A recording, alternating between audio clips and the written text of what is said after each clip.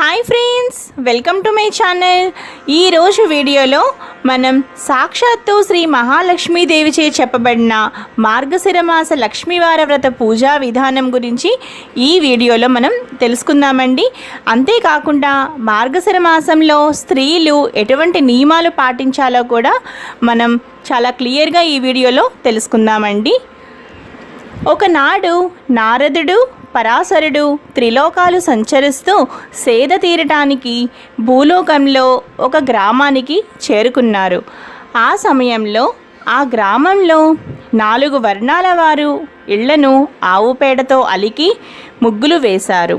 స్త్రీలందరూ తలంటు స్నానం చేసి కొత్త బట్టలు ధరించారు లక్ష్మీ పూజ చేయటానికి.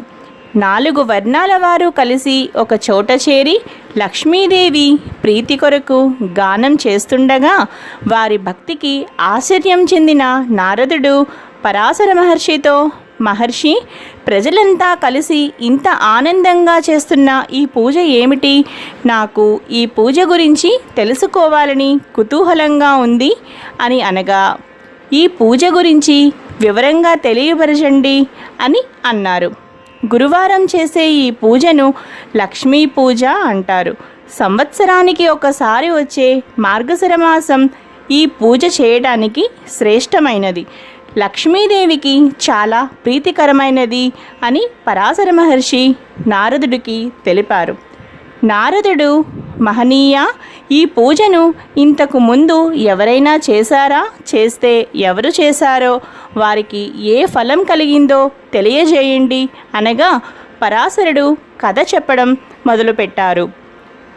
ఒకనాడు లక్ష్మీవారం విష్ణు పాదాలను సేవిస్తూ మహాలక్ష్మీదేవి స్వామితో, స్వామి, ఈరోజు మార్గశిర లక్ష్మీవారం, ప్రజలు నా వ్రతం చేసే రోజు.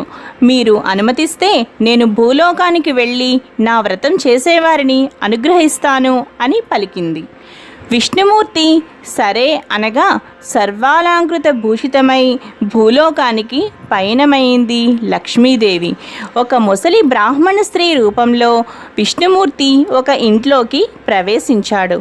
ఆ గ్రామంలో సంచరిస్తున్న మహాలక్ష్మీదేవి ఆ ఇంటికి ముందు వచ్చి, అవ్వా, ఈరోజు మార్గశిర గురువారం, లక్ష్మీ పూజ, ఇల్లు గోమయంతో అలికి ముగ్గు పెట్టలేదేమిటి అన్నది.